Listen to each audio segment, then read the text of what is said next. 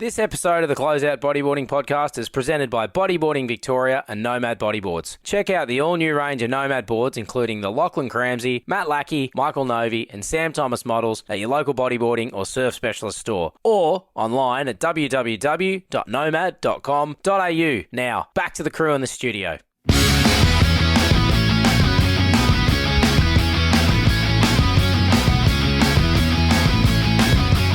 Welcome to the Closeout Bodyboarding Podcast, an audio experience where good mates discuss their love for bodyboarding. We'll also talk about some current topics and what we all are looking forward to in the future of the sport we love. I'm one of your hosts, Benny Oborn, and I'm joined by my usual co-host, Shane Britton. Watto, unfortunately, is still away in transit somewhere in the sky between the USA and here. However, we are lucky enough to be joined again by our good mate, director, filmer, editor, producer, CEO of MJ Creative, Michael Jennings. Welcome back, boys. Yeah, buddy. Cheers, Benny. Today's podcast, we're once again incredibly humble to have another amazing guest, a GC stalwart. This man is the Riptide Pier Pole winner and had the honour of being invited on multiple Riptide experiments. He's been featured in many bodyboarding films as well as his own signature project. He's been a photographer, filmer, filmmaker, and now he's a car restoration enthusiast and a lifeguard at the infamous Snap Rocks. But as he refers to himself, he's just another pleb. Welcome to the Closeout, Matt Lackey. Thanks for having me, fellas. Welcome, mate. What do you want to know? Where do we kick off? That's interesting, just another pleb thing, because you always refer to yourself with that on social media. Yeah, well, I mean, just listening to Benny's intro, it's all, you hear all that kind of stuff. But to me, it's I've always just been just another pleb, like fucking the bloke next door. That's my, I guess, train of thought always, and that's, I guess, where the names come from. Do you really feel like that, though? Because I do. Yeah, but you're obviously a face that's recognised. Like you'll be a stalwart of Coolangatta, and you walk down the street and there'll be dudes up there from holiday, and they're going, "Oh, there's Lackey," type of thing. Nah, I just feel like I'm like everyone else. Yeah. Just another pleb. Like that's where it's come from, and that's how I've always felt. As the dictionary outlines, it's an ordinary person, especially one from the lower social classes. I don't know, mate. It's a bit debatable with, where you're based on the Gold Coast. You're pretty high up on that social hierarchy, wouldn't you think? Yeah, I never really think like that. I just go surf and you grew up in Brisbane? Yep. So grew up in Brisbane, went to school up there in the place Daisy Hill. Looking back, that pretty much I wouldn't change a thing. I had 4 sisters and 1 brother, and my mum and dad were just super open. So and we lived like near this creek, football fields, just open, no mobile phones, nothing like that. So we were out catching turtles, riding BMX. We just walked out and did whatever we want. Mum and dad never knew where we were. Yeah. We just had a hell time. So, yeah. So how do you then start travelling and down to the Gold Coast? How do you get introduced to bodyboarding? Yeah. So when I was real young, Dad would take us down to Narranac literally every weekend, and that's where it started. I'd just hop on the front of his bodyboard, and he'd just pull into he'd call it going down the mines. Here we go, we're going down the mines, and that's how it started. And just slowly started chipping away, and then obviously loved it. And then Mum and Dad got a caravan down in Fingal Caravan Park, and that was a big game changer for me, because I'm just lucky that they had every Friday arvo with the cars packed, we're going, and the blinkers were on, as in that's all I wanted to do. That's the kind of personality I have.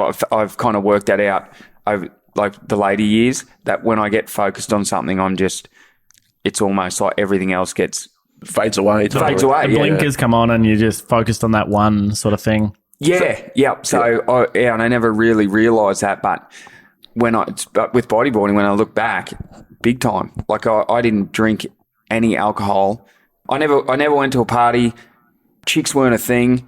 I just wanted to fucking surf. It was and it wasn't until my year 12 formal that I just got fucking legless, and that's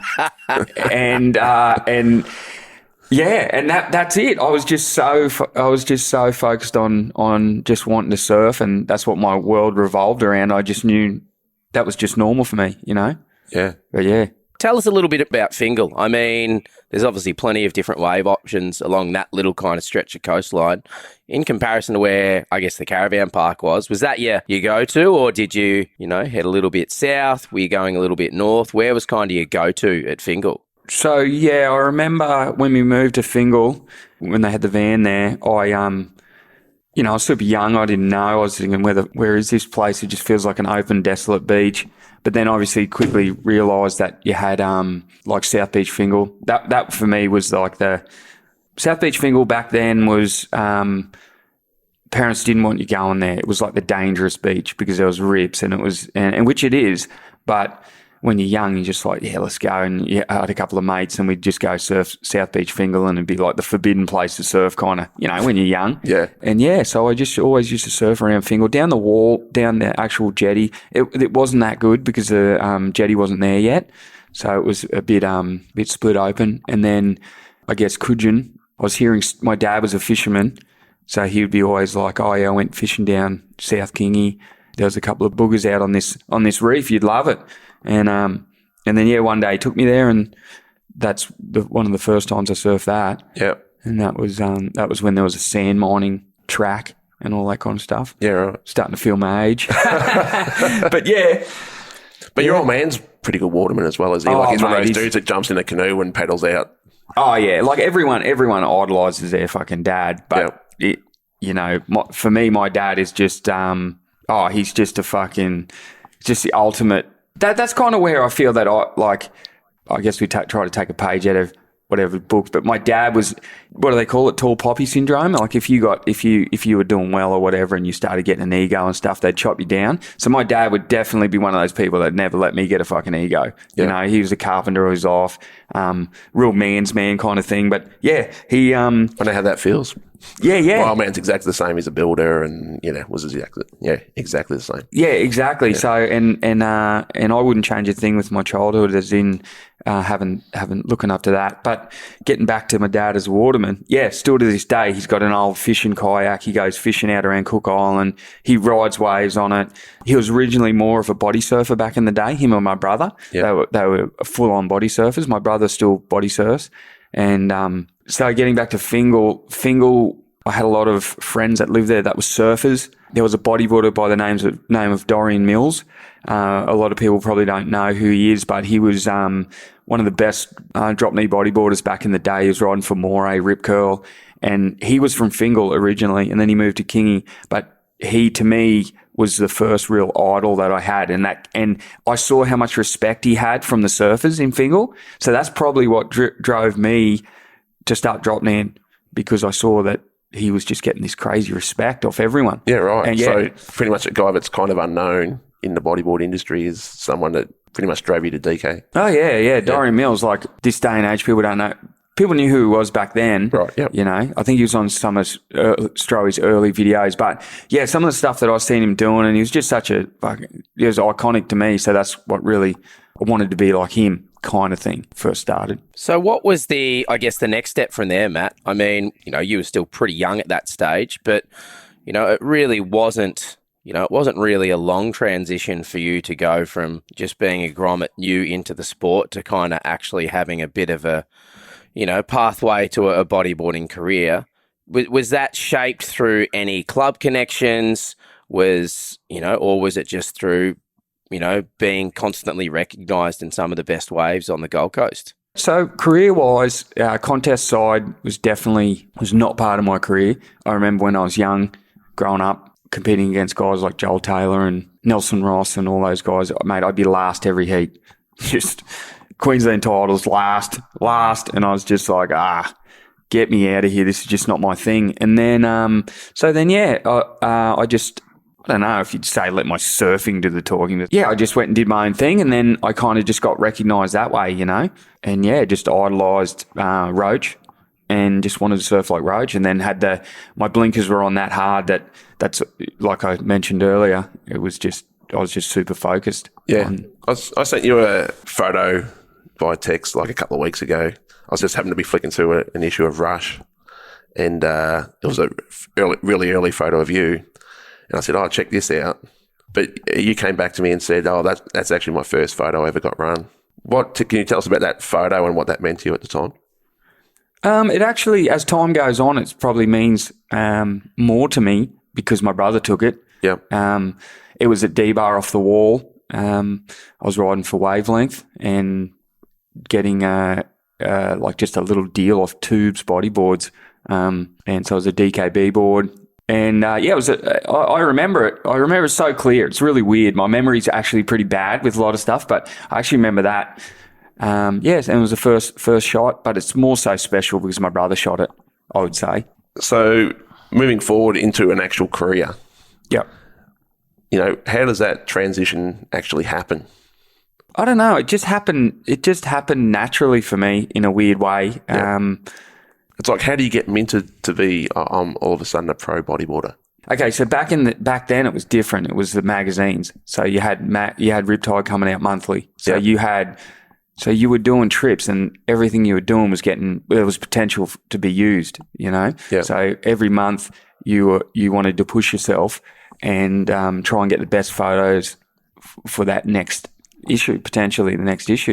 Yeah. So that's what kind of drove it. And then I guess the professional side of that was if you were making it in the magazines, then that's kind of what I guess then you were deemed as a professional bodyboarder. Then with that, like obviously the magazines were big, but then was No Friends out then? Because then obviously you started to align yourself with people like Dave Childs, where you started to film a little bit more.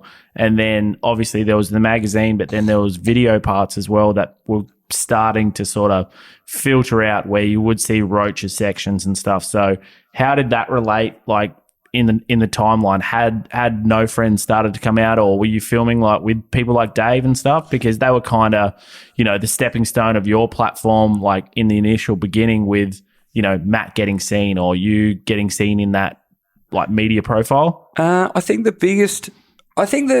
time, I didn't really think about it before, but since it's kind of coming back to me, I guess the big stepping stone that really kind of got me a little bit above and beyond, and then it all kind of the career took off was probably when Stroey was. It was around the time when Stroey took on No Friends.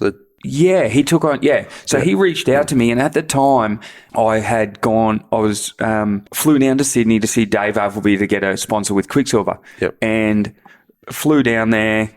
Had no money. I was just a grom. I think I was staying at Crispin. I won't go on too many tangents, but I think I was staying with Crispin Hughes at the time. Anyway, went into Quicksilver, saw Dave Appleby. He said, "Congratulations, mate. We're going to sign you up for Quicksilver." And that was a quickie team. It was like a big thing at the time. And so I was all excited. And then Stroey contacts me and goes, "Mate, I'm bringing No Friends into Australia. I'd love to have you, Joel Taylor, Sean Virtue." So it was just this kind of like niche little team. Yeah. It was a great opportunity, but I thought I was going with Quicksilver. So I turned him down in a nice way. Me and Stroey get along really well. Yeah. And so I just said, "Oh, look, I think I'm going to do this." Anyway, turns out Quicksilver never happened. So then I went crawling back to Stroey and he said, "Oh, look, we've given Nelson Ross your spot. So we'll put you on Fu Manchu clothing." Yep.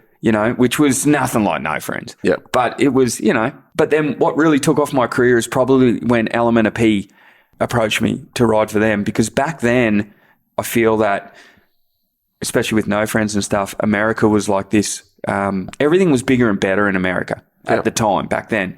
So for an American company to reach out and want to sponsor Sean Virtue and myself, instantly you just shot up to being like fucking kind of sought after in a way. Because you saw that in the movies, though. They're rolling around in limos, they're doing premieres, they're doing like all this wild shit. Yeah. And it's like the same thing. You watch the movies on TV and you're like, "Oh my God, that's Hollywood." Like, it looks like a proper opening. It pretty much looks like you've made it or you're something. So. Yeah. And it was more, I think back then it was more so, that was more so. It was like everyone looked at America, and if you were like the kind of like, the American company, we just thought it was always better. Like Element of P, oh wow, it's an American brand. Holy shit, And then, then they sponsored Virtue, and then they came to me, and that was probably where that was my first pro model with them. I still got a check for Well, I wish I still had it, but it was a board royalty for $5. But I couldn't. It was going to cost me more to cash it because it was in US dollars. Right. So because of the conversion, it was actually worthless. It was going to cost me money to cash it. So I never cashed it. I wish I held on to that, but it was a board royalty check for $5 US. It was my first ever one. Yeah. You mentioned Stroey before, and I know you've got a good relationship with him back in the day. Yeah. What did the relationship with him mean to you? Chris Stroh to me, back in the day, all these videos and stuff, but we kind of had the same outlook on a lot of things. And I mean, in my opinion, he knew what good bodyboarding was and what it looked like. So, yeah, I used to love the stuff that he did, but we used to get on like a house on fire. I used to, when I'd go to Hawaii, I'd, ride my bike over to his place and we'd just, I can talk shit for hours. He was just a really good guy. Mate, can't tell us a little bit about your first overseas trip, Matt? Obviously, and maybe about some of the time you spent in Hawaii. Obviously, the Billabong House, that's something that in modern day bodyboarding obviously doesn't happen anymore. So that was a pretty important era for the sport. So there's a few stories and all that. First overseas trip, man, I'm a little bit stumped on that. I can't even remember, but I remember, I'm guessing like one of my first major trips was being invited on the Riptide experiment. Oh, yeah. For the first time. I was, and at that time, I was making a little bit of money, but not too much. So like a big international trip was like a big deal for me as in financially wise. And I think it was like, they came back, oh, congratulations, mate, you've made the experiment. It's going to be me, Mitch Hardy, Ben Player.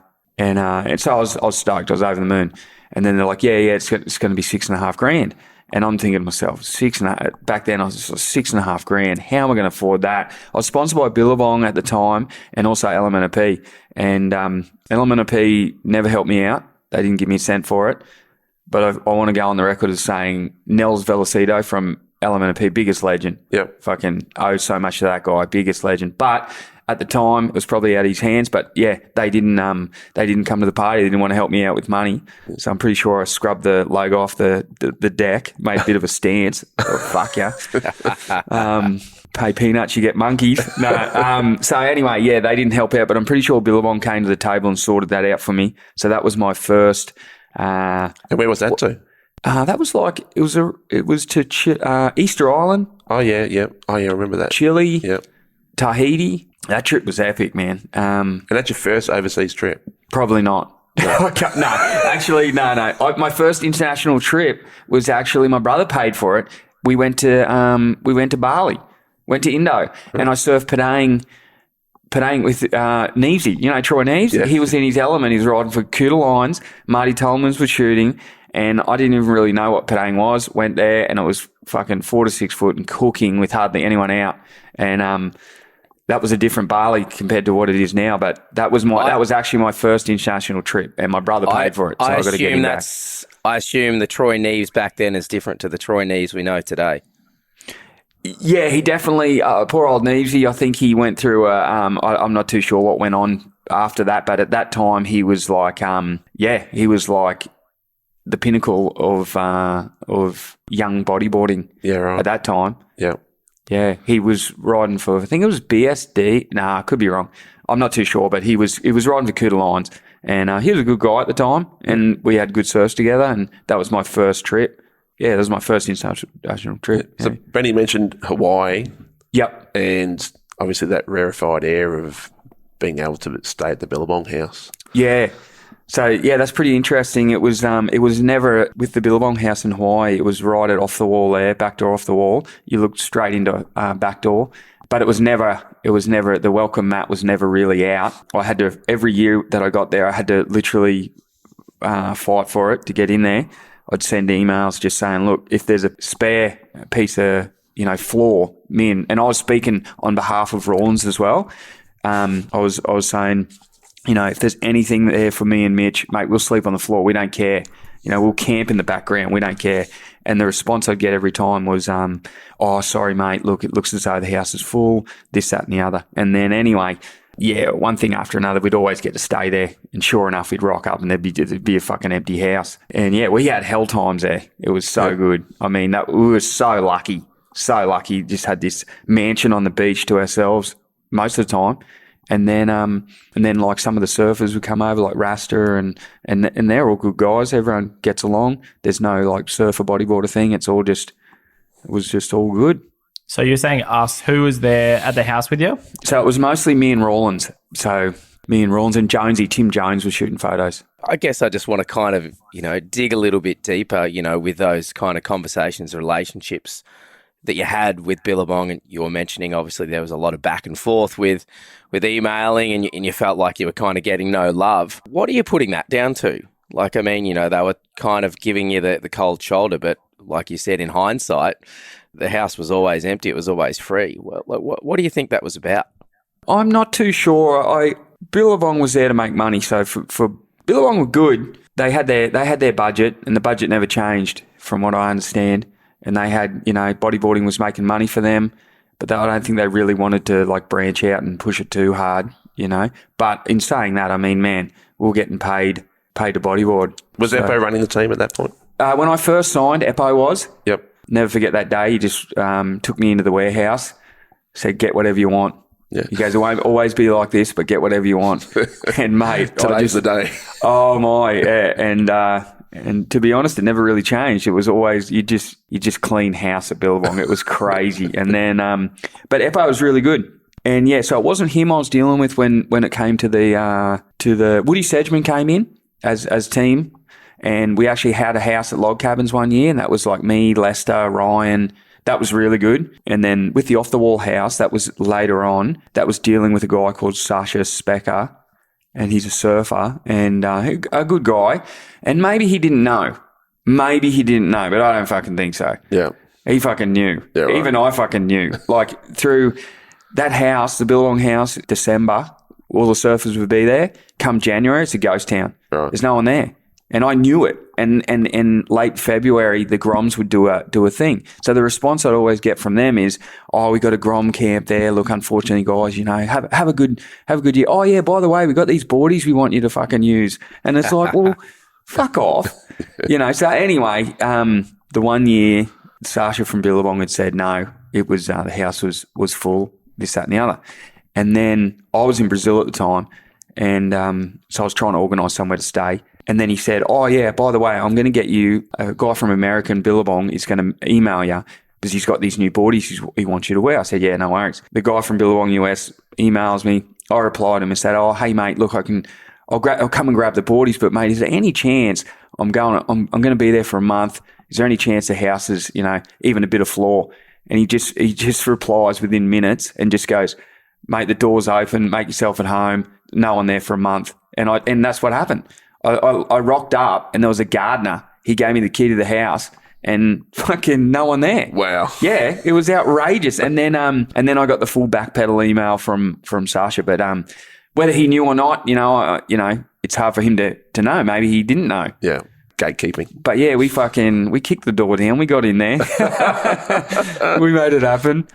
Yeah. So do you think, you mentioned Woody Sedgman, do you think he played a big part in kind of managing that expectation with you guys and the rest of the Billabong team? I mean, Woody, I think he's doing really good for himself these days. Woody works for Red Bull Australia, if I'm mistaken. Really great guy from what I remember. No, I think those guys, especially like Eppo and then Woody, I think they got to a point where they just had their hands tied behind their back. Like they got a budget, and the budget was what it was, which was fucking amazing that they were supporting bodyboarding. But they didn't kind of have an open checkbook to really kind of run it and be able to do what they wanted to do. So I feel that Eppo and Woody, yeah, they as much as they wanted to do big and amazing things, which they did, it was always capped. They always kind of had their hands behind their back a tad, with bodyboarding. I'm actually interested to find out a bit more about your influences, including Paul Roach. Yeah. And what he means to you. Yeah, so Paul Roach to me... I think he just turned 50 last week, Roachy. He did. Happy birthday, Paul Roach. Happy birthday, Roach. Yeah, mate, to me, Paul Roach was just so inspirational. like I can say that I looked up to him or whatever, but mate, he was everything. It was my, like I said earlier, my focus was so hardcore, right? So I only looked at Roach, and I looked at Roach, Aka Lyman, and a little bit later, Rafi Mayer. Obviously you had Kainoa and those guys, but that wasn't relatable to me. I was surfing 3 to 4 foot D-bar, and Roach, Aka, and Rafi were surfing 3 to 4 foot, and they were just light years ahead. Even to this day, still light years ahead. But yeah, I idolised him to the point of things he wore, board colourways, all that kind of stuff. So he was just, it's pretty interesting. Like I look at, I like to watch documentaries on, like, let's say, like Michael Jordan and all those kind of supreme athletes. And you think to yourself, like, what got them to that point? And it's because they're just like, they're just so laser focused on what they're doing. It's weird. I guess they just love it. And to them, it's normal. But to a lot of other people, it's like, But then you say that about those kind of athletes, but then I would say, like, Roach surfed really well, but I wouldn't say that he was the most all-rounded athlete. Like, you wouldn't see him doing ice baths or training, or I don't think he'd be worrying about his nutrition, but man, the dude ripped the bag. So it's kind of like, it's hard. Like he just surfed. Like that was his thing. Yeah. So he was gifted with just natural ability. And he's just one of those freaks. Yeah. And speaking to Roach, I did for the Lackey Project, I did an interview with Roach, and that was kind of one thing that, like, that's kind of what I thought too, was he just went out and surfed and he was just lucky enough to fucking, but he was, he kind of had his drives and passions too, because he was in that era of the momentum surfers. So Taylor Steele, Slater, all those kind of guys. So he had that kind of, like, he wanted their respect. So that's kind of what drove him. And all of a sudden he's throwing the tail, and then they started copying him, which was pretty interesting. Not sure they'll admit to that influence, those guys. No, I think they actually do. I think that's well, maybe I'm pretty sure Rob Machado and those kind of guys, I'm pretty sure they have mentioned Roach as being an influence in them at Seaside, because that's where they grew up. They all grew up together. And yeah, that's what they say is Roach was one of the inspirations, because Roach had his own section in the first Momentum movie. Fucking so sick. Yeah. That's like another thing, it's just like, holy shit, this fucking bodyboarder's getting sections on surf movies. Yeah. Like, that's how much respect he had, and he was just so good.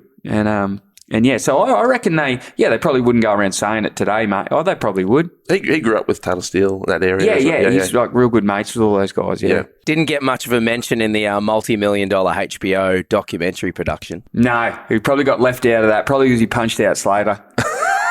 Yeah. I'm interested to circle back to home. Yeah. And obviously you're synonymous with D-bar and Snapper and Froggies and all that sort of stuff. But as a Grommy, growing up in that sort of area, what was that like? It was, you had guys like the local guys that I looked up to were like Barney, Paul Barnard. Yeah. Just because he's just out to go get barreled. He's got no ego. He's as humble as it gets, and he's just out to go get barreled. So he's so iconic around here. Then you had at that time Michael Crawley, John Gibson, bunch of guys. Corey Bradley, that's going to bring up some fucking memories. Corey Bradley, he was like rode for Moray and Headworks back at the time. He was like the D-bar kingpin. Right. Yeah. And so Corey, but I think he's a big security guard these days. I haven't seen him in a long time, but he was like the main man at D-bar. And yeah, so that's it. And then so people reading the mags and watching the films at that time, that area kind of seemed a little bit heavy because you had that Fight Club mentality that was sort of going on. What was the story behind all the Fight Club stuff? And so Fight Club, luckily I wasn't too involved in it because I don't fucking like getting bashed. You're a lover, not a fighter. Yeah, exactly. But there was a time where I think it was like Ben Blundell and all those guys, they'd organise. I guess some of them got into boxing, and the next minute they thought it was because D-Bar back in the day. Everyone hung out there. The bodyboard scene was huge. So you'd all park there, you'd hang out there, everyone was just cruising in the Lovers car park. And I remember, I guess they got into boxing, and then they thought it'd be a good idea just to fucking rally together and punch on in the park. Wow. And I think they videoed it and all that kind of stuff. But there was actually a rivalry, which I thought was always pretty fucking odd, between Stratty and D-Bar. That was always, there was this big thing that they didn't like us coming surfing Stratty, but we didn't really care if they surfed D-Bar. I mean, just go wherever it's fucking good. Yeah, wow. But there was a big thing with that back in the day. It's funny you say that. Funnily enough, so I moved up here from South Australia about 18 years ago, and the first surf I ever had at D-Bar, I got punched in the face by a surfer. Wow. So I basically got a left, and then on the inside it sort of reformed, and then the surfer had gone right, but then basically on the reform came left, and then, punched me in the face as I was paddling back out. Welcome to the Goldie. Pretty much. So that was my introduction to bodyboarding at D-Bar. Oh, yeah. Welcome to the jungle. You've now called the Gold Coast home for such a long time, and I guess your roots are running really deep. I got to know you a lot better through working at BSC, which is an absolute roller coaster of a time. I'm sure you could agree, mate. But how did you find kind of getting behind the scenes a little bit more in the bodyboarding industry rather than just being out in the water? It was interesting. It definitely opened my eyes to people wanting to buy a $19.95 leash compared to a $35.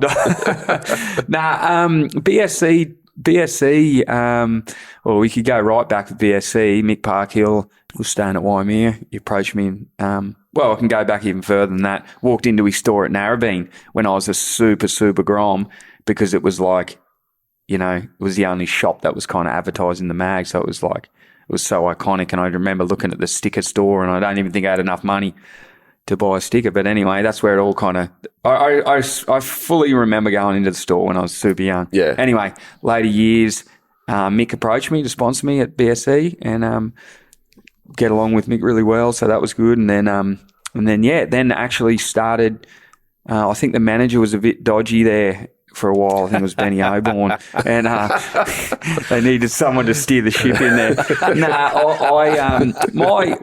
My working at BSC was only ever kind of, I'll do a day here and there. I was shit house behind a cash register. Mick's not going to like this, but it's now it's done and dusted. It's pretty funny. I was so bad behind the counter that people would, and I'd purposely talk them out of it. I'll maybe come back later. It's all good, because I didn't know how to fucking put the sale through, so I didn't want to do it. Oh, wow. Yeah. I would.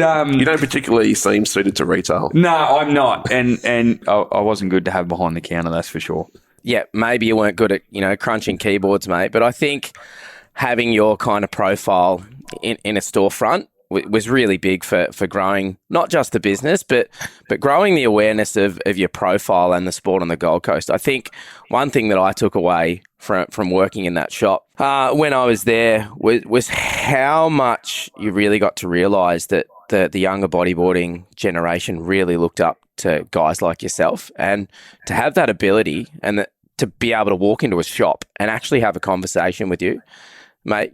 You could sit, like, kids were starstruck, and I'm not sure if you kind of saw that from a first-hand perspective, but me standing in the the back dark corner watching that all unfold, mate, that's quite inspiring for a younger generation to be able to have that opportunity to talk to their heroes.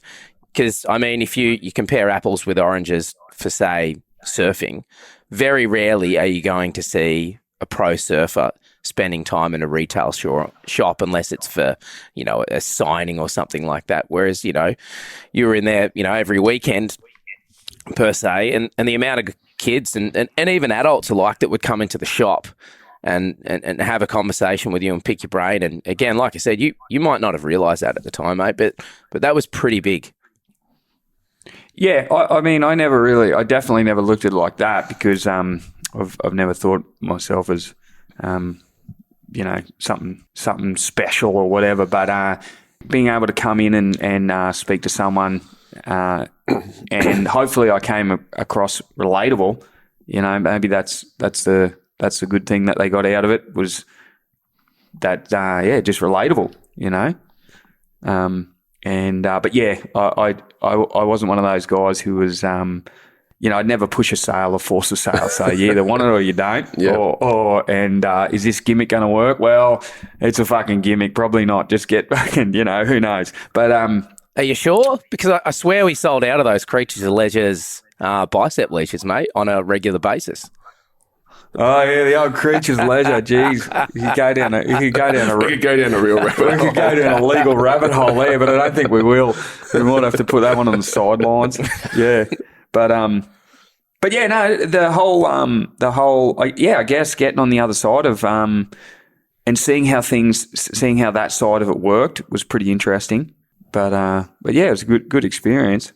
I'm interested to know, over the years, you've sort of talked to me a lot about photographers and filmers and who you really enjoyed working with, like Jonesy, Toinsy, Alex Ormerod. Yeah. Jennings. Jennings is one of those things, I think, and it's a really interesting relationship between you guys, because, you're almost a mentor. Would I be correct in saying that? It was sort of a mentor situation between the two of you? Yeah, a little bit of both. Like, obviously, I probably grew up in a town with bloody 2 sticks and not many people. So obviously moving to the Gold Coast, then having the access or the ability to film with people like Matt and those sorts of things. And yeah, like that was, it was big for me. So it was always enjoyable, or, until it was never like, I'm probably the same as Lackey. Like, I never thought it as a big moment. Like, I've never treated it like, oh, I got to call Matt Lackey and whatever. Like, I have always just treated Matt like Matt. So I don't know. It's been great. Like, it's been good. Yeah, I think I was the one who opened the door for Jennings into the Nomad. Absolutely. Yeah. I remember you saying, "Oh, there's this young bloke. Yeah, he's super keen. He's like a sea urchin." And I went, "What do you mean, like sea urchin?" He goes, "Oh, he just sits on the rocks all day, mate, and films." Either that or a rock spider. Yeah. But yeah, so getting back to what? So you want to chat about this? I guess like the I'm just like, you obviously transitioned, as you went through your career into shooting photos and then filmmaking and that as well. Yeah. And you're kind of really boisterous about, you'd been on a lot of trips and you weren't happy with the way photographers, some photographers and some filmers, where were they sitting, and you didn't think they was getting the job done correctly and all that sort of stuff. Yeah. Yeah. But you're really, you love working with Jonesy, Toinsy, Alex. Yeah. So, I guess I enjoyed like Jonesy and Toinsy and Alex and Jennings and all those guys. They're first and foremost, most of the time they're bodyboarders. So they're not afraid of the barrel. They want to get in there. They want to get the best shot. They'll put their body on the line. And me personally, I love photography and I love shooting. So when I'm shooting, that's where I at least feel that I'm putting myself, is fucking just get in there. And I've been on trips with guys, photographers, and for whatever reason, they're like, they're out on the shoulder, or they're not getting in there, and they're missing the best shit. And it's like, fuck, half the time I feel like, fuck, hold my board, just fucking, I'm in there. Yeah. Give me the camera, Yeah. And, there was one trip in particular, I won't name names, but it was one of those things. And the photographer was like, it was like shooting fish in a barrel. It was just so easy. And he was shitting himself, and he was almost out on the peak sitting with us. It's like, fucking hell, dude. Maybe that's a bit harsh, but it's, just fucking get in there. Where was this particular trip? I won't go any more into it, but it was, because everyone's different. He's doing his best. That's that kind of shit, so that's what I believe in. But if you want my real opinion, it's if you're going to shoot water, then you get a lot of respect if you're just getting right in there and fucking, it's pretty impressive what a lot of these watermen do. Yeah. And Jonesy to me was like, you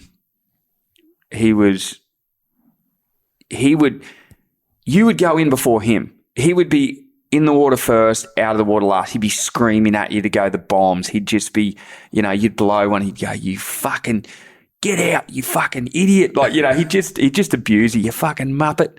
And he was a real character, Jonesy, and I really liked working with him because I knew you had nowhere to hide. You had to fucking... I had my scariest moments because Jonesy's fucking screaming at me to go into these things, you know? Yeah. Which probably leads to two of my favourite photos. Which are? So I'll beat you to the chase there if that was where you were fucking trying to go. You can see it in my eyes. The box? The box, and on that, I believe it was the same trip, or it might have been one. No, it wasn't the same trip. It was it was two experiment trips, my two favourite photos. One was Jonesy's shot at the box, and how that unfolded was it was a Riptide experiment trip, and it was like a state versus state. So it was me and Rawlins against New South Wales, and then West Oz had theirs. Yep. And I think Vico had theirs. I think it was Hazel and that. And so you had to the whole thing was you had to look at the weather map. You had 2 weeks, and you had to go and try and get the best photos and beat the other team. Yep. And man, we lucked into this West Oz weather pattern, 2 weeks offshore every day. Anyway, the very first day was at the box, and I'm shitting myself. And it's me and Rawlins. Jonesy swims out, and it was fucking like, yeah, probably like 6 to 8 foot, just slabs. And I'm just going, fucking, here we go. And anyway, I remember probably copping a couple of floggings, and then I remember this one wave came, and it had like this perfect roll in, and I made the mistake of I don't know why I fucking went it, because usually I wouldn't. I don't like that shit. But yeah. I went, and as I was paddling, I looked at Rawlins, and I thought, oh, fuck, maybe Mitch should go this. And then he goes, go, go, go. And then that's what kind of and then I just put my head down and went. And I just remember getting to the bottom of this thing, and just it was so thick and so heavy. And all I thought was, where the fuck is Jonesy? He better fucking shoot.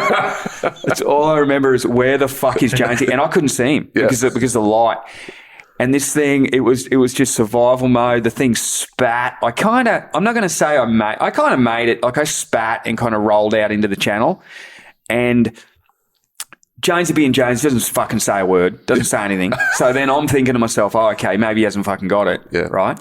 And then we get back to the car park, and we're going through the photos, and it was actually right when digital had just come in. Right. So it was the first time you could see shit on the back of your camera. Yeah, yeah. First time. And so he's going through the shots, and the next minute he goes through that, and then I see it, I'm just like, holy fuck. And then and that's probably one of my favourite photos. What's the second?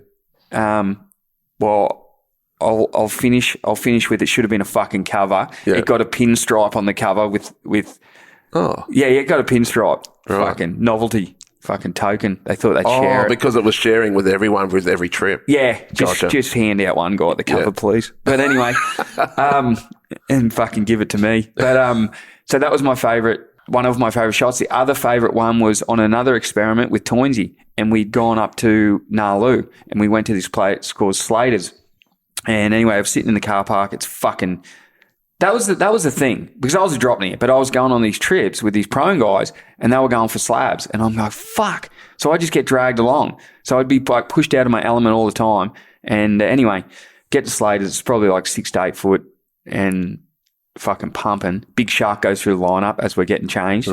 And then anyway, we get out there, and same sort of thing. I remember Virtue was there, and I just remember the same sort of thing. Just fucking took off on one that I probably shouldn't have fucking gone. And that one was the fucking scariest, most intense pit. And it was so that was like, I think that got a Billabong ad and a centerfold and all that kind of stuff.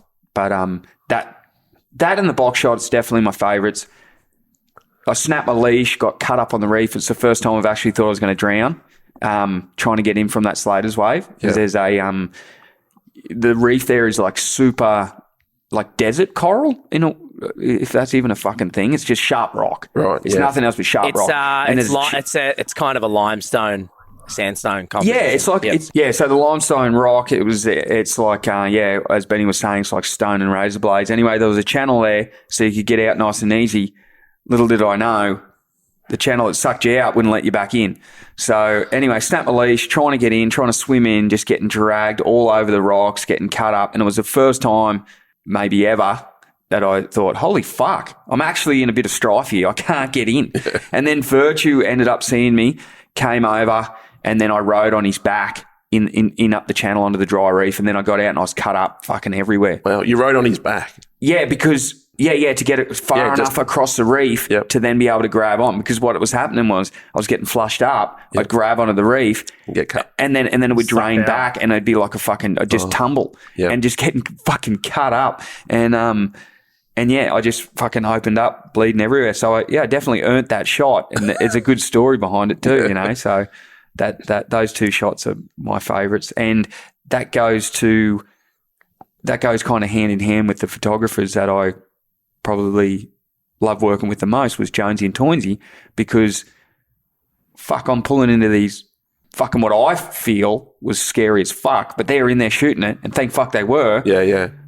You know? Yeah, so those guys are just, you knew you could rely on. I guess that's what it is, you know? If you're going, that's if you're right. going to get the job done, that they're going to get it done in the same way. Yeah, exactly. Yeah. They're going to be there. You just need to fucking make it happen. Yeah. You know? There's nothing worse than basically missing a shot or missing a clip, and then basically having that conversation in the car park where they're like, "Oh fuck, did you get that wave?" And you've got to be like, "Oh yeah, I'll show it to you later," and it just sort of disappears into the abyss. But that's good. It's good that you've got that drive and that acknowledgement that you don't want that to happen, because there's a lot of guys that just, you know, blasé and just like, I missed it. We'll get the next one. Yeah, and it's I don't know. I just get fucking Shano, this is why you and I never went pro. Like Jeno just missed all the good stuff. I think that what they're both talking about is the reason we didn't go pro. Mate, Matt, I want to ask you about another cover, in particular issue 132, September 2003. Well, you know, when you go back to that, mate, that's another avenue of your career that, you know, did it take off? Where did it go? No, I don't know what you're talking about. It's not really, you know, you probably never thought of yourself as a male model. So then all of a sudden the Riptide cover comes out and you've got 3 of your heads on the cover. How does that roll out? Oh, yeah. So that was my first, that was when I won my first peer poll. Yeah. So it was like, it was a major thing for me to beat Roach. So that was pretty big. And then how that cover unfolded, that cover, let's just put it on the table, is fucking horrendous. It is the Backstreet Boys. It's, you know, it's Matt Lackey dressed in all white. Yeah. Everyone's tripled up, isn't it? It's all. It looks like he got the suit from Ric Flair or like. It is a bit. Oh yeah. It was. The worst part about it too is the actual shot on the cover. There's a small fucking postage stamp photo, and that would have been a sick fucking actual cover shot if they really wanted to, you know, to put me on the cover for the peer poll win. Yeah. But anyway, how that kind of happened was they said, "Oh, congratulations, you know, you've won the peer poll." They never said it was going to be a cover. What I was going up there for was they said they had this idea for this for the kind of like intro profile photo kind of thing. Yeah. So just went up and did that. And who was editor? It was Jethro Lyons and maybe Rick Bannister. Right. Yeah. I think. And I mean, it was probably at a time where I guess people were trying to think outside the box, you know.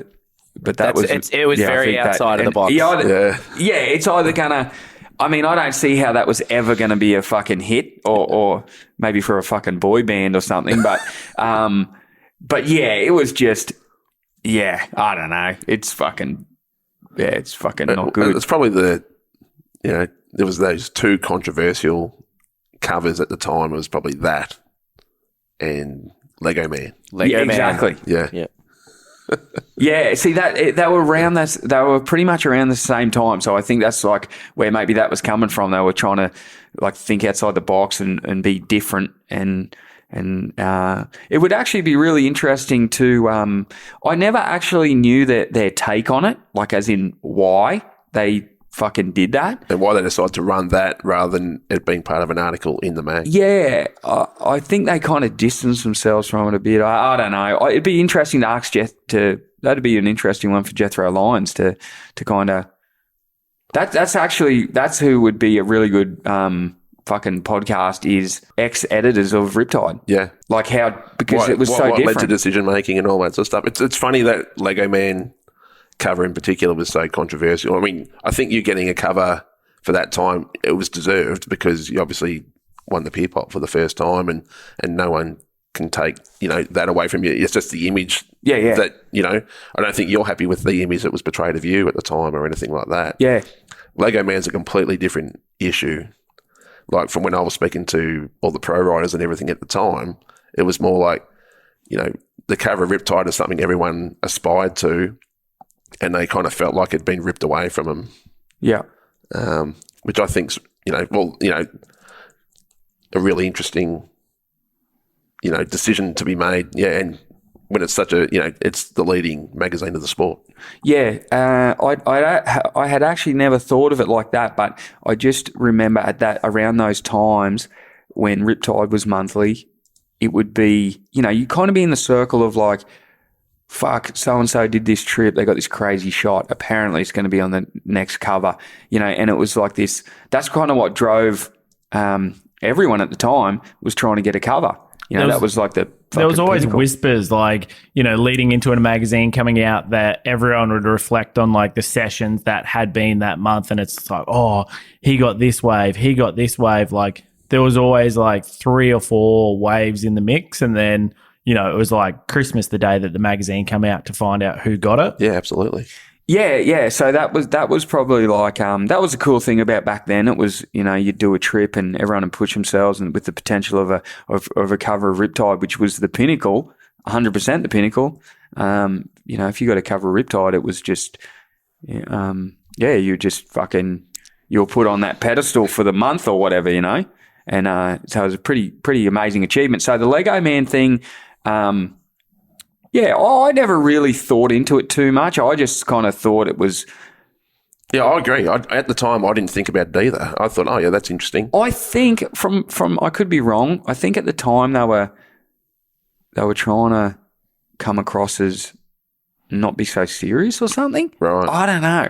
Yeah. I don't know. I didn't think it was an issue at the time. I didn't think about it. But then the feedback from the pro riders that obviously I worked with at the time was and then how big an issue it was, and it sort of opened my eyes to it. But it'd be also interesting too, because obviously sponsors are paying to advertise and all this kind of stuff, and then all of a sudden that's on the cover. An opportunity just lost. Going, fuck. Yeah, it's a really opportunity lost. But that's what I mean. It would be actually really interesting to have like an open discussion with like Jethro Lyons and those kind of guys to understand some of the decisions or like where they were coming from and all that kind of stuff. It'd be pretty interesting, because I haven't even really spoke to Jethro about that cover, right? My cover, as in fucking why? Or like, what the fuck were you thinking?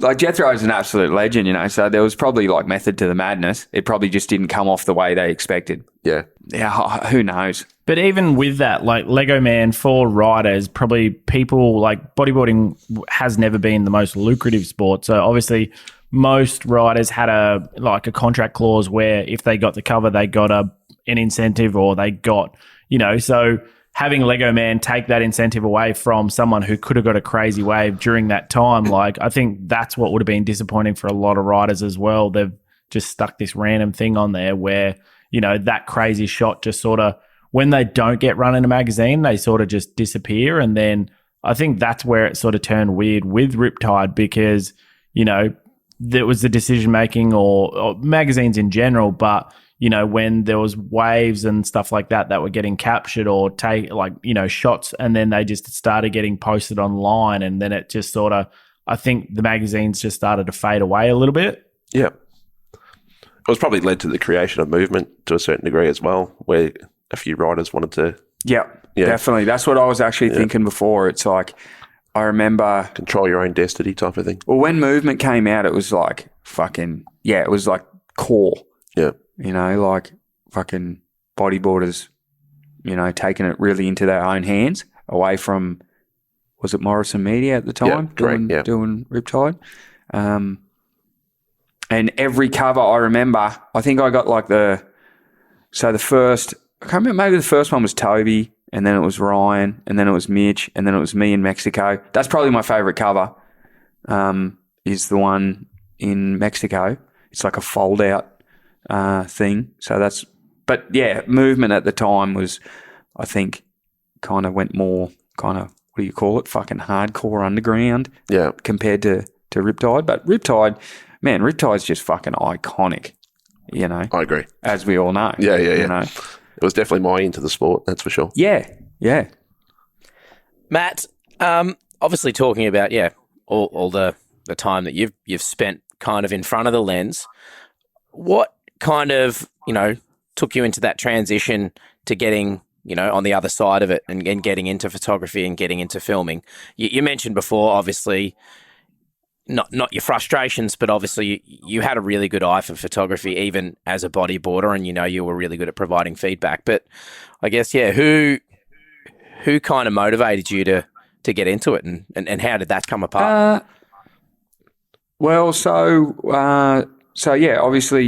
little Todd Glazier was the one who kind of got me into photography right at the start. He come and used to stay with me, and he bought a fisheye, and we'd trade off and we'd have fun. I was like, fuck, this is pretty fun. So that's what kind of got me into it. And then anyway, what drove me to the more so like wanting to edit and all that kind of jazz was, remember there was a section on fucking tension, and they put these fucking waves with me in it, and it's like, why would you even bother? That was so bad. And I just thought to myself, fuck, like, that's horrendous. Like, why? So that's kind of what drove me to like, fuck, I need to kind of take control of my shit here. Yeah. And then anyway, I guess then, and I used to see Taj Burrows. He was what kind of opened my eyes to it. Was Taj used to edit his own shit, and he'd just make it how he wanted it. Like, so then you're not second guessing shit, or you're not going back and forth. It's exactly how you want it, right? And that's what kind of drove me to that. Taj used to do that, and then the Lackey project came along. Shano threw that idea at me, and the Lackey project was pretty funny actually. I reached out to like Dave Harb, Mason, all those kind of guys, and they didn't really, maybe they thought it wasn't going to happen to the way it ended up. To the extent it did. To the extent it kind of happened. Yeah. I just said to him, look, I'm thinking about doing this. I'd love to get your best footage together. I'll put a section, yada, yada, yada. And I didn't really I got a bit back from Mason, actually, not much from Dave Harb, but he was probably kind of thinking, not really too sure what was going to go on there. But so then all of a sudden started filming for that. And then that's where the editing side really took off, because, I could just sit down and create it to exactly how I wanted it. And, and just learnt along the way, literally fucking learn along the way. What's the Lucky Project mean to you now, like looking back at it? I haven't watched it I haven't watched it in years, but I saw a section a couple of months ago. 12 years since its release? I'm not too sure.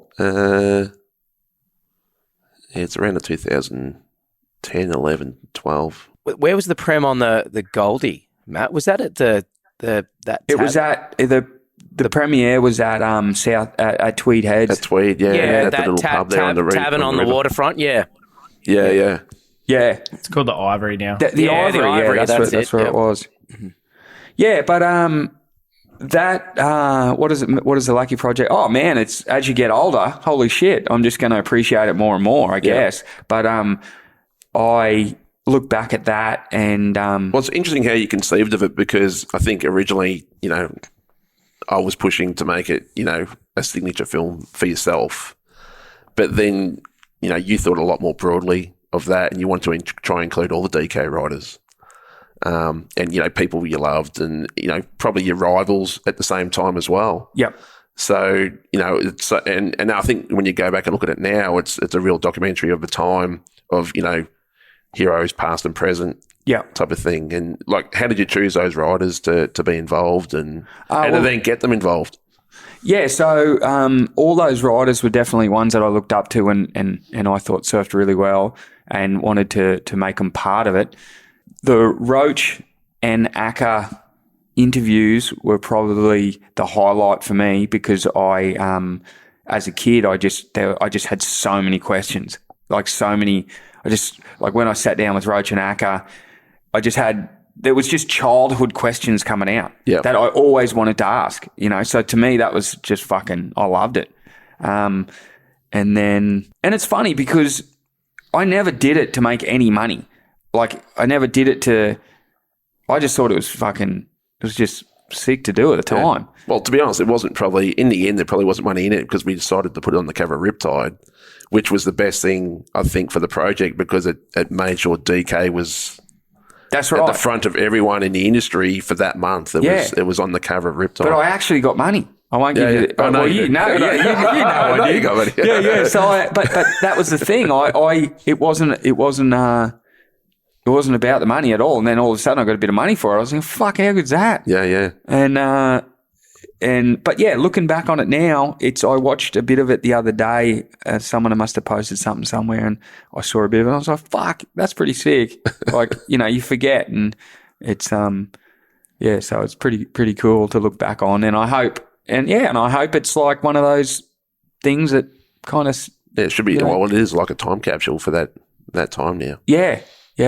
Going back to Lackey editing his own footage. So back in the day when I first used to do stuff with Matt, I used to actually try and edit his sections and then I'd give it to Matt and then Matt would re-edit them to how he liked them just because he was such a pain in the ass. Oh, yeah. I think there's nothing worse. See, everyone's got a vision in their head.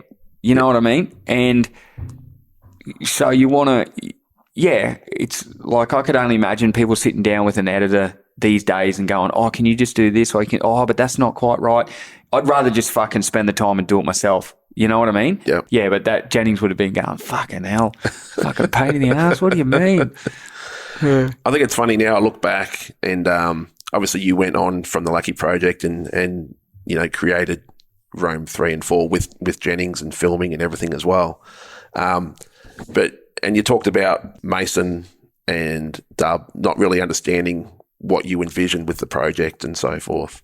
And I remember with Rome 1, I said to you, I'm going to start creating projects and we're going to make it for the team and all that stuff. And you went, "Oh, yeah. Like, because you were doing, my opinion of you at the time was, you're the top, you're one of the top 4 most important riders for Australia for the last 20 years, is my personal opinion. And from that, you were sort of involved with all those other projects and everything at the time. And then we're starting to, we're going to create this project. And you didn't really buy in at the time, to a point that I even watched the original Rome the other day. And it actually says in the closing credits, Nomad wishes to thank Matt Lackey for not putting a single second of time and effort into this project. Yeah, that sounds.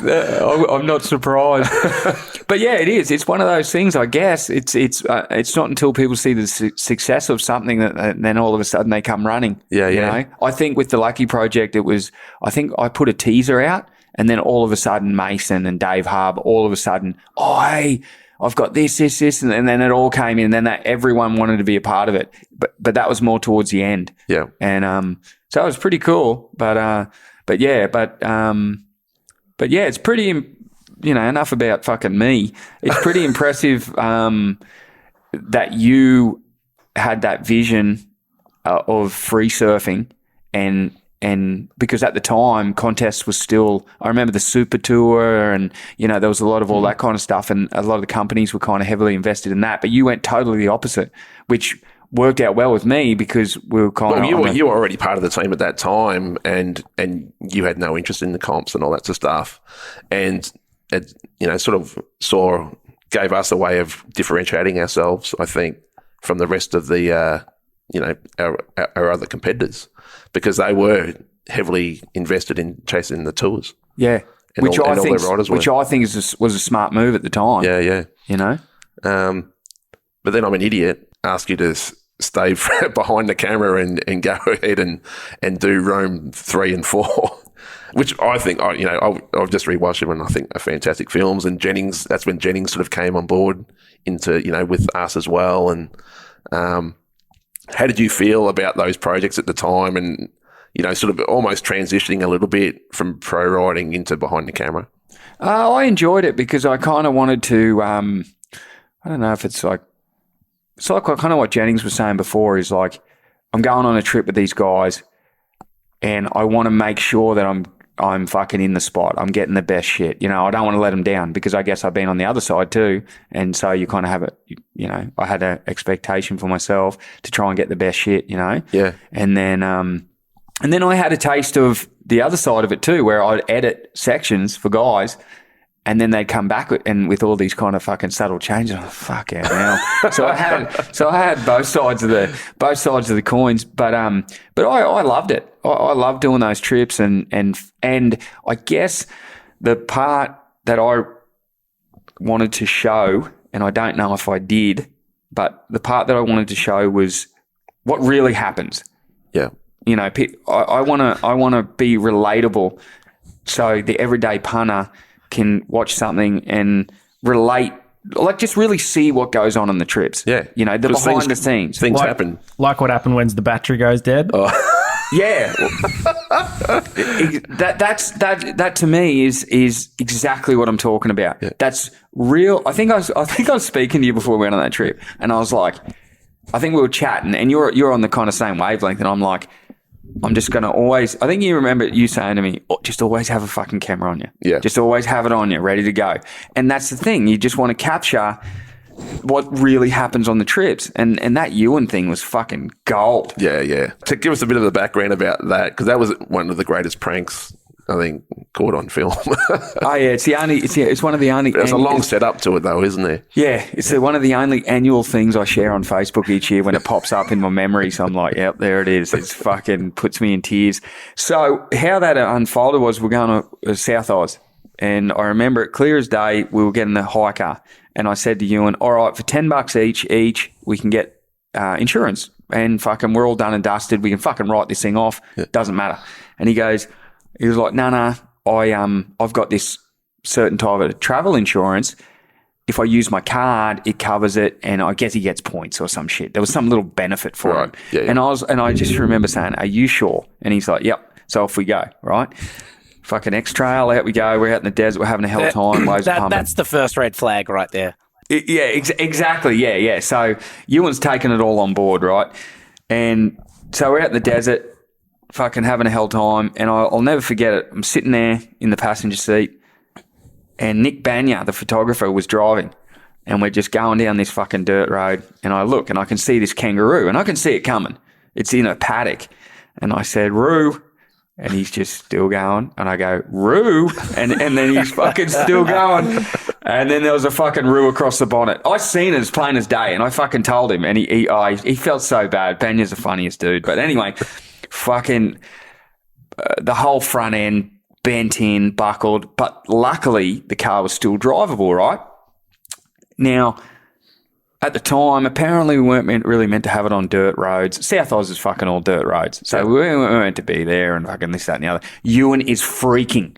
Now, Ewan's a fucking great guy. He's really by the book. He's really by the book, right? Yeah. Where I'm a little bit fucking more looser, right? And anyway, so he's fucking having a meltdown. And anyway, we drive back out to the fucking sealed road, and that's the footage at the start where I'm videoing him, and he's going, you can't film this. You cannot use this footage anywhere. And I think I actually put it on the fucking movie. You put it on the movie. Yeah. It was always going on the movie. And I'm like, nah, man, it's all good. It's, we're all good. I'm not going to fucking use it. Anyway, so that was that, right? So he was having a meltdown. He wanted trip end. Let's go home. Anyway, highly stressed at the time. Oh my, so highly stressed. Anyway, we convinced him. We're like, Ewan, the car's cosmetically doesn't look the best, but it's actually driving, and we're all good. I go, let's just fucking the forecast looks good for the next 4 days. Just fucking hang out here. And he's like, yeah, but we can't take it on dirt roads. I'm like, we're in South Oz, like we're going on dirt roads. Anyway, sure enough, we go down to this this place. Anyway, when we rock up, it gets to this kind of like sand track, and he's like, "Nah, that's it, boys. We're all just going to walk in." And I was filming at the time. I was on the trip filming. And he's like, oh, we're just going to walk in. You know, I don't want to take the car on the sand, all this kind of stuff. I was like, yeah, all good. You guys go in. Me and Banya will cruise. We'll sort a few things out. We'll meet in there. And then as soon as Ewan leaves, I just look at Banya and go, fucking mate, this car's going straight in there. Let's go. Anyway, we drove in there. No dramas, right?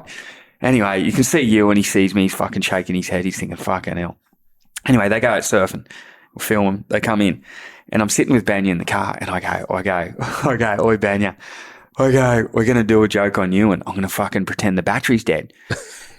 Now, the best part about it was, if that battery was dead, we were fucked. Like, I'm talking, it was Ewan's worst nightmare for that battery to be flat, because not only did I take it extremely in to a part where you'd never get it out, we weren't even meant to be on dirt roads. Yeah. So he was just like, so anyway, and Bandy didn't want to be a part of it, the wimp. I go, he goes, nah, man, it's too heavy. I go, fuck that. I go, this will be fucking amazing. He's like, nah, man, nah. And I go, all right, get out.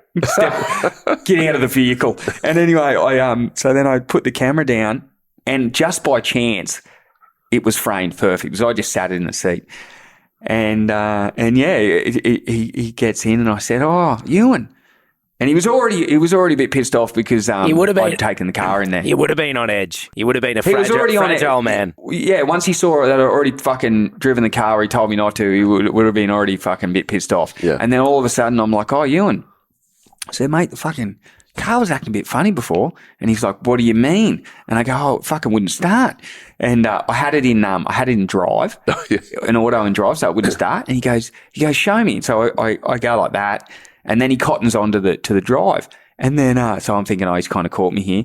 And then, so I put it in park, but then I just pretend to do the fucking thing. And anyway, mate, got him hook, line, and fucking sinker. Throws the board, spits a dummy, and then I'm laughing, and he's going, why are you laughing? It was fucking so good. And, but he thought you were charging batteries on it as well, which added to, like, that's why he thought the battery was dead. No, well, he fucking had no idea. He wouldn't have even had that time to think that far ahead. All he knew is that car was in fucking the middle of nowhere where it shouldn't have been, with a fucking dead battery. And he wouldn't have even thought why. He would have just been fucking redlining. And you saw him. He threw his board on the ground. Fucking, I should have let it go on, because that would have been even better. Did you keep filming? Is there extra footage? I cut it. I cut it to the best parts. But yeah, it was one of those pranks. It was so fucking good that I had to spend 20 minutes saying, no, it's okay, Ewan. The car starts, man. It's all good. It's all right, man. You know, it was just got him so good. And then I just plastered it all over that, I think all over the Rome video. Yeah. Like 3 or 4 times. It. And I think I've heard ringtones of it. Yeah, that goes down in history as the best prank I've ever done. And hopefully Ewan sees the funny side of it. Ewan, we love you. Oh yeah, no, he's such a character, man. He would have a good. I think he has a laugh about it. He has to. I reckon that's probably a good point to sort of start winding it up. So we might do a couple of quick fire questions with you. All right. Favorite band? Oh fuck, Metallica. I thought that would have been Led Zeppelin. Metallica. Yeah. Style. Pennywise. No, not Pennywise. Yeah, Pennywise. But I'm never bought a CD in my life. Wow. Yep. Never been to a concert. He's a pirater for sure. We know Lackey. Wasn't even educated enough to fucking pirate them. I just wasn't a big music person. Right. But I knew what I liked. Yeah. You didn't start Napster or anything like that? I think there was a bit of that in that fucking LimeWire or whatever it was. Yeah, fucking Sam Gray. Fucking. Favorite film? What's that one in Mexico? Burning Man or whatever? Man on fire. Oh, with Denzel Washington. They get kidnapped. Yeah, gets kidnapped in Mexico. That was to put me on the spot and ask that. That's probably one that just comes to memory. There's probably a better one, but one thing I love is real life documentaries more than anything. If there's a documentary, I'll watch it over. What's your favorite docu? Anything fucking real life, murder, crime. Fucking love it. Yeah. Favorite car? Land Cruiser, Toyota Land Cruiser. It's like we haven't even asked you about that, like in Rust We Trust. Yeah. So tell us a bit about that and your restorations and all that sort of stuff. Yeah, so I was going through a bit of a rough patch and And I'd never been a car guy, fucking ever. Never spent money on a car ever. Yep. But and then I thought to myself, I'd love to just have an old kind of like an old four-wheel drive where I didn't really have to care about it. Anyway, going through rough trot at the time, and my mind was just dwelling on some things, and I ended up buying this old Land Cruiser. And for fucking 12 hours of the day, I was in my garage working on it, and I hadn't thought about the shit that was going on. And I thought, fuck, how good's this? This is actually like a therapy, in a weird way. And then that's it. That's what the passion took off from there. And so you say you worked on it, but are you formally trained? Like what sort of background did you have in YouTube expert? Wow. Yeah. So and that's the other thing too, is I love trying shit, doing shit. I'm always like in my head, I reckon I could do that. Over time you can. So yeah, fucking welding, cutting out metal, fucking metal in my eye, it's all happening. But the actual Rust with Trust page, that's a side of me where it's like, I just let loose. Yeah. You either fucking follow it or you don't. It's going to be heavily. Language is going to be offensive, but it's real in my eyes. It's real life. It shows that every Joe Blow you can do shit. You can fucking do the shit on your car that you're apparently not meant to be able to do. You can do all that shit. You just got to have a go. Yeah. And so I guess that's where the Rust with Trust thing comes from. And it's probably not for everyone because it's pretty fucking. Well, I got plenty of mates that follow that and found you through that and not through bodyboarding. Yeah, exactly. Some of the rednecks that I've got fucking as mates now that I never, different associated circles. It's just a whole different world. And and you'll find that a lot of these car guys, they're fucking just genuine dudes. Like it's fucking pretty refreshing, but yeah, I guess the page for me is an outlet to just be who I guess I really am without fucking, I don't give a fuck. With no filter. Yeah, with no filter. Yeah. Favorite bodyboarding film? It'd have to be No Friends series. Yeah, the whole series. The whole series. The Stroey series had definitely was definitely obviously an impact. Yep. But the No Friends era for me was just fucking probably right in my prime of coming into it. But even Stoker, like he had like a different like style, like his whole mindset, mentality, editing, like it was just different. Yeah, and it was before his time, I feel. Like when you look at the No Friends, it's like quick editing, like just the shit that he did in Super 8 and all that kind of jazz. He just had such a unique way of editing. So for me, that whole No Friends thing was like, it was the fucking best guys. And it's been unmatched, totally been unmatched. Like people talk about tension. Tension was different. Yeah. No Friends was like, you have different generations that probably like tension more than No Friends. But for me, No Friends was just fucking. So what did it mean to you? Like, I think it's No Friends 7. There's a Roach versus Lackey. I didn't like it. Didn't like it? I didn't like it. Just because in my honest opinion is Roach is fucking so much better than me. He is. I probably got different aspects. Maybe my back end is fucking. But Roach is just like people. Like when they measure me to him, it's like fuck. Don't even do it. Yeah. Roach is so fucking good, and same with Akka. But Roach to me was like, I never. Yeah, no one's even achieved his level, and that's not even talking shit. That's not even me being humble. Yeah. Oh, no, he's fucking so good. So when I got put up, it's like watching punk rock. Yeah. So when I got put in the section with Roach, me personally, I didn't really like it. I'd rather just give me a fucking Roach section, and because that way it's almost like they're trying to match it up. Yeah. But yeah, so I'd prefer to just have a Roach section. Is there a particular section, it doesn't have to be a Roach section, but you love in terms of watching bodyboard films in particular? It'd just be those first maybe 3 or 4 No Friends series of the Roach sections, because that's how it was, man. It was like there was no internet.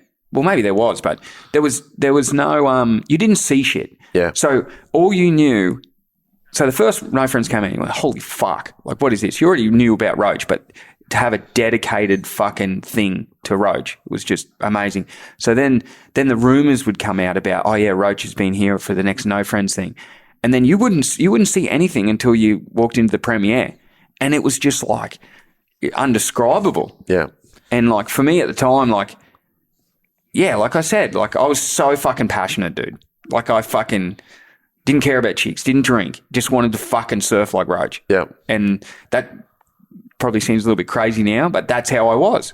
Yeah. Fucking, yeah. So when I can't even describe to you now how driven I was when I was watching Roach sections when they would come out. Like I was like a little bit probably fucking crazy or whatever. But moving on from that though, is there a section of yours that you're really proud of? Like going back and going, yeah, you know, that's probably my Cloud9 stuff. Yeah. Probably my Cloud9 stuff because I filmed it. Because Jennings, I'll never forget it. Jennings had his fucking new drone out, and he was doing a bit of he was doing some drone work at Cloud9, and then the battery died. Remember that? And then it was coming, and it literally found one puddle in the fucking on the beach on the reef. There was just a massive slab of reef, and it was like, oh well, at least it's landed on the reef, but it fucking found the one puddle. Yeah, yeah. But well, for you two guys as well, like. Oh, yeah, we haven't really spoke about that. Nomad Fun Park, you guys did the original one together and just hit 260,000 on YouTube. It's pretty significant, you know, in terms of views and all that sort of stuff. Yeah, well, it's pretty good. Like, me and Jennings have done heaps of trips together, especially through that Cloud9 period. And Jennings is one of those guys. He's, you know, you'll come in and he's there still filming. Yeah. He's fucking raring to go. So he's you know, he's always mixing it up. He's always out shooting water. He's got the drone in the air, and he's always kind of thinking ahead about a lot of stuff. And it's pretty cool too. Like we've done it's the shit that goes on behind the trips. Like we've had some fucking funny times, you know, and you know, just some, you know, when shit gets, you know, when shit ain't going right or whatever. And then, you know, there's some stressful times, and it's just funny that I feel that me and Jennings, we're probably on that level where that there's been times where we can kind of pull each other into line without it being a negative. You know what I mean? One being when the boss was asking us to go to Bali, and Bali was fucked. We had so many plans of how we could miss the flight or how we could not make it to Bali because Bali looked like shit. No, the best part about that was I was sitting here speaking to Shane, and then Jennings was on a chair, 2 chairs aside, speaking to Shane at the same time. And I'm thinking like, Shane's getting 2 stories right now. This is fucking, yeah. And then all of a sudden, and then one of you is saying, "Oh no, I really want to go," and the other one's saying, "Yeah, Lackey really doesn't want to go." Yeah. No. The best part, and then Shano, like this is the real shit that happens. This is the beauty of it. Is Shano accused me of stealing Jennings' credit card. And booking, because what happened was I don't know this part. Yeah, this is fucking gold. So we had already fucking decided that we weren't going to, we'd booked part of a leg or we'd done something. Yeah. We'd have decided. So the main part of the story is Hardy was in Bali and we needed footage of Hardy, didn't we? That was the main, the main instigator? So we'd booked our way home, but then we got to Singapore or we got to Manila. And we saw that there was a direct flight from Manila to Sydney. Right. And they were leaving an hour apart. So if we missed one, we could get on the other one. So I think we got a bum steer with a taxi that was trying to go to the airport, and we almost missed it regardless. That's right. I remember that. So like our tension levels were already like, fuck. Oh yeah, so rude. And then we've got Shane going, no, you got to go to Bali, and then like So what happened was I remember we looked at the forecast for Bali, and it was shit. And then so it was like, well, fuck it, let's go home. But then Shano's like, well, no, I need you to go here for these certain reasons, yada, yada, yada. And then me and Jennings were basically too scared to fucking just go, hey, we ain't fucking going. But we'd actually already booked flights, so we weren't fucking going. And then Shano was actually dead fucking serious. And then, so there was a lot of miscommunication. I was blamed for fucking stealing Jennings' credit card to book a ticket. I was like, fucking hell, I'm not even that fucking, I'm dodgy, but I'm not that fucking dodgy. And so then we ended up, I would have got that story without someone actually saying that was what was going on. And then we ended up going to Bali. and it was shit. But it's funny, because you look back and you go, it was a fucking good trip. You know, we went laughed, Jared we had fun, Gibson, fucking drunken motorbikes, fucking look out. It makes me want to ask a heap of more questions, actually, but we'll just keep going through the quick fire. We'll save it for episode 2. Yeah, episode 2. The next time we do it with Lackey, Yeah. Have you ever been mistaken for someone famous? In Brazil, I used to get mistaken for Tamega. Oh, really? Yep. No, I've got another one. About 2 months ago, I seen you on a famous YouTube video where you got mistaken for Dan Bilzerian at Burley Heads. Yeah. His name's Mike Malak. He's best friends with Logan Paul, and he was in Australia, and he went surfing with Kobe Hutchins at Burley, and then rocked up, and Lackey's in the ute. In the lifeguard truck. And obviously, you know, people with cameras walk past. Lackey's going to have his fucking 2 cents and put his shit talk in. And then, he mistaken him from buddy Dan Bilzerian. Yeah. People say, but I've literally, in Brazil, I've actually had people thinking I was fucking Tamega. Yeah, right. Yeah. So you that's a compliment. Yeah. I don't think the facial growth was as heavy. Yeah, right. And First board. It was a BZ. It was a BZ from Cash Converters, and that's one thing I fucking. So my family never really had a lot of cash, so I fucking got what I was given. Yeah. And I remember going into a Cash Converters and seeing a BZ Stinger. It had the fucking the slick rails. It was epic. Like, still could be an epic collector board today. And I said to my dad, "Fuck, I want that." And he goes, "Yeah. You know, if you save up long enough, save up your cash, we'll come and get it." Fucking year later, I had the money. Went in. Of course, it was gone. Of course. And so I was gutted. And then anyway, my birthday came and Dad got me a BZ. It was just a low-end BZ from fucking Cash Converters. But it did the job. But at that time, I had a lot of friends that were riding the fucking ATX and they were riding the latest Moray. But I didn't have money. Yeah. So I was always on shit boards. Yeah. And I also remember... This is what I will do it one day. I still haven't done it yet, but I remember Eppo came to South Beach Finger. It was like a big deal. And in my head, I'm like, man, imagine if he left his board. Fucking never did. But I also think that, like, I wonder when there's a Grom that's going to see me coming out of the water and go, well, fucking, and then you just flick on your board. Yeah. You know what I mean? Yeah. Haven't done it yet, but fucking buy it off me. Favourite wave? You just go with D-Bar, but then obviously Cloud9. Yeah. For performance. What was your first trip to Cloud9? Your trip, the Rome. Oh, around the world in 40 days. 40 days. Yeah. That was the first trip. How did that trip go? Oh, that's great. You want a story? Yeah. How did that go? Okay, so that trip, jumped on the plane, off we went. The forecast didn't actually look that great, but we got lucky. And anyway, while we're there, this chick says to us, "Hey, just be careful when you're swimming, because there's, like, in front of the resort, there's, like, you know, the open ocean, but it's like a lagoon." Yeah. She goes, "Just on the low tides, there's been people have been getting a bit of pink eye, right?" And we're like, "Oh yeah, fucking, you know, whatever." Anyway, sure enough, we're all sitting there, and fucking Jake Stone walks out. And he's just got this one eye, and it's just red and bulbing. And we're in tears. And it's got conjunctivitis coming out of it. This thing's horrendous, right? And we're all giving him shit. And Toynsy's, you know, Phil Gallagher, the photographer, he's like, "Oh, you know, he's having a laugh at Jake. Fucking put your glasses back on. You fucking trying to eat here." You know, we were all having a laugh. Anyway, next day, fucking I wake up, bang, I've got it. And it's like... And it was so painful. It was like fucking razor blades in your eye. Like, it was so fucking painful. Next day, wake up, someone else has got it. Now, the Thurstons. Yeah, so Bryce and Glenn, they're heavily religious, God bless them. And they were under the superstition that because they're covered by God, they would never get it, right? So every night I'd run in and rub my eyes all over their pillows and try and fucking prove them wrong. But they were right. They actually never got it. So someone or something was looking out for them, right? So they never got it. Anyway, one of the last days of the trip, we're heading off to Ireland. And sure enough, 6 in the morning and we're having breakfast and here comes Phil Gallagher, Toinsy, walks out and he's got his sunnies on. We're like, that's odd.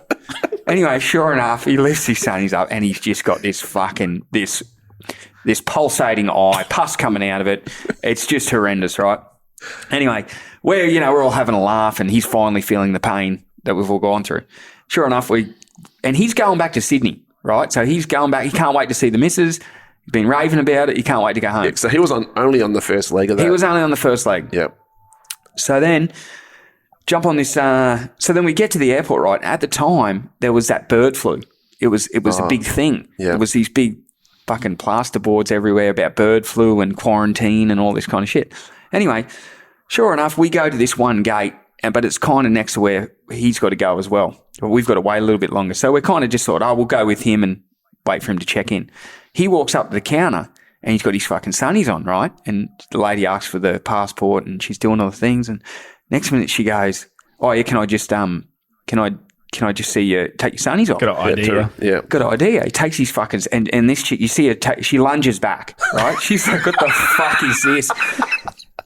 And anyway, next minute I can see like a bit of a discussion getting a bit more heated, right? Next minute I see a fucking manager walk over and Toynes has to show his eye again, and I'm in fucking and actually this is the best. This is part of it too. I was with the Thurstons and I said, "Bryce, you need to film this." I go, "This is real life. This is fucking action. It's happening. Get up there." Like I'm thinking, but stand back from a distance, right? I don't know if this footage ever came out. That didn't.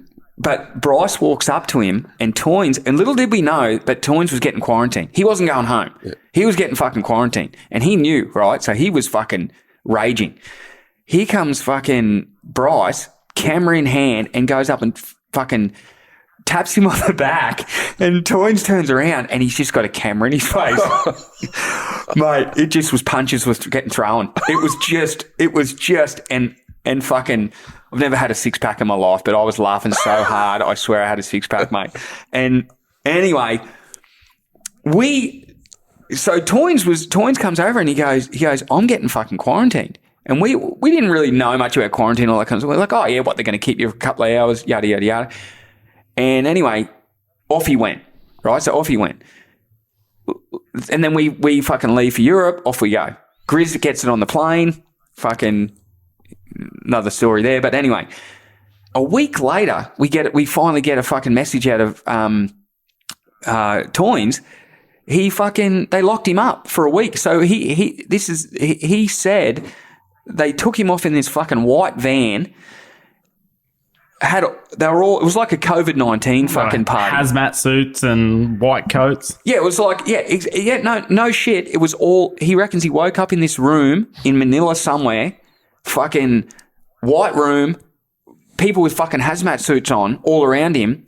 And basically they were saying that he had fucking bird flu. And he was locked up for days. I think it was like a week. Yeah. And then he was finally let out. But didn't they even ask him to tell his like next of kin and like proper, like they thought he was going to die? No, yes, that's right. I forgot about that. So they like he was fucking, that's what they said. He was going to die and he had to tell his family and all this kind of stuff. And it was fucking a full experience. And I felt so bad because at the time it was just fucking hilarious. It was just so funny. And then the footage that Bryce had, fucking, yeah, but cutting room floor. It's the best thing. Probably. It's the best thing for it, though. Yeah, really. But that's just and at the end of the day, that's just another story of what goes on when real life fucking travels. You know. Yeah. All right. Well, I think that pretty much wrapped things up for us with this potty. So unless any of you guys have any more questions, but I think maybe there's some more stories for episode 2. Too easy, fellas, and I guess I just say thanks to everyone involved. But yeah, obviously Shano and Mark, fucking huge shout out to Shane and Mark Britton from the day I got the fucking text to ride for Nomad. And that was a bit of a roll of the dice at the time. I just finished with LMNOP and took a stance there and finished with them. Didn't have a board sponsor and got a message from Shane. And then And I mean, I guess me and Shane and Mark, we just get along like a house on fire. We've had some fucking, he's hung up on me a couple of times. He's fucking abused me. He's everything. But I think it's been reversed as well. Exactly. Yeah, exactly. But I think that's, it's a long-term relationship, and we've had our ups and downs. 19 years, mate. Yeah. We're at 19 years. 19 years. Yeah. And when I say ups and downs, we've had way more ups and downs. The only downs is probably when I wanted fucking money and you fucking hung up on me or something like that, or you wanted me to go somewhere and I fucking didn't go. And you refused. Yeah, plenty of that. But yeah, and I've had things go on in my life where you guys have been there for me, so it's pretty fucking special, man, to be honest, without going down the emotional fucking roller coaster. But that, don't think for a second that I don't appreciate everything that you and Mark have done along the way, and had faith in me and saw something in me that I didn't fucking see, Well, mate, we fully appreciate it, and, you've done the exact same for us as well. You've represented us really well. You and I have created some fantastic projects together, and, a lot of stuff that I'm really proud of now and, can look back on and, just really enjoy. Yeah, and without getting too long-winded, I'm happy that you're actually doing this and part of it, because I know there's a photo getting around of you and your brother at the Mike Stewart coaching clinic. Oh, yeah. And to me, that's just so iconic, because you're grassroots bodyboarding. You're just like everyone else. You started a company and you had to go. That to me is like, that's what I want people to know about what's behind Nomad. You know what I mean? People just get in this corporate, they kind of just see a brand or a corporate, but they don't understand what's behind it. So that's why I think it's good that because I think I've said it to you in the past, and you've never wanted to be in the limelight at all. And so now it's good that at least you're getting your voice out there and people are kind of hearing a side of it. And I'm guessing there's going to be podcasts on fucking what? Well, the whole podcast idea is just really to, spread positivity. It's not just me. It's, Benny and Watto, and hopefully Jennings comes in a bit more as well. And, it can be anyone that can come on the podcast. So it's just spreading positivity about bodyboarding really at the moment. And I'm just happy to be involved with the boys with it. Yeah. So, but mate, we fully appreciate that. Fully appreciate your words. And wrap it up, Benny, because I'm about to cry. No, it's all part of the adventure. Mate, I've got one more question for you, Matt, before we wrap up, mate. Lackey Project 2.0, what's going on? Oh, she's been in the pipeline for a while. Don't worry, Shano's definitely hit me up about that one. But you just have to see how that one plays out. Well, mate, I'm sure I'm not the only one that'd be something spectacular to see on the big screen. So once again, mate, thanks so much for your time. Really appreciate it. And congratulations on almost 20 years with the Nomad team. Shano, MJ, always a pleasure. Watto, really looking forward to having you back on the potty when you land and get over jet lag. And once again, big shout out to Sammy Watson for production, MJ, of course, for all his tech support, and to Rob Porteous and Remote for the music. So thanks again, listeners, and tune in next time for another great episode of the Closeout Bodyboarding Podcast.